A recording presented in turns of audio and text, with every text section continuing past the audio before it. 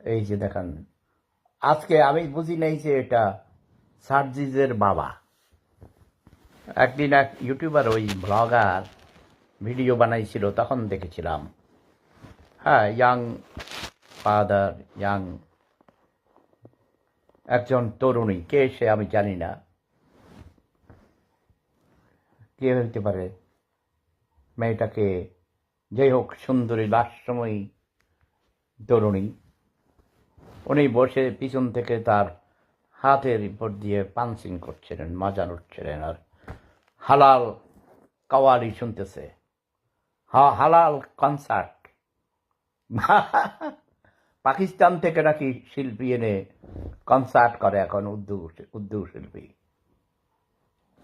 এবং এই হালালের মধ্যেও এটা মজা লুটে, এটা অসুবিধা কি? আমি ঠিক বুঝিনি এটাকে নিয়ে মানুষ এত হাউকাউ করছে কেন? এখানে কি করেছে? একটু টিপে দিচ্ছে, মেসেজ করে দিচ্ছে, মেয়েটাও মজা পাচ্ছে, সে তো বাধা দেয় নাই।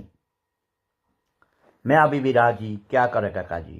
মেয়ে কি কই মেয়ের মানে ইয়ে তো কোনো খুব একটা মানে কেউ দেখে ফেললে লজ্জা হবে, এরকম কিছুটা সাইকোলজি তার ফেসে ভেসে উঠেছিল। কিন্তু এই সার্জিস বিপ্লবী নেতা ভাই কই থেকে আইসা অন্যদের প্রোগ্রামকে এরা হাইজ্যাক করে ফেলেছে।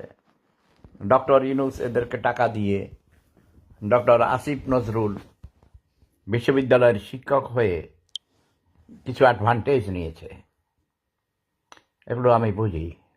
টিকটিকি মিটকিরি শেষ করে আসছে বুদা হয়েছি, তাই না?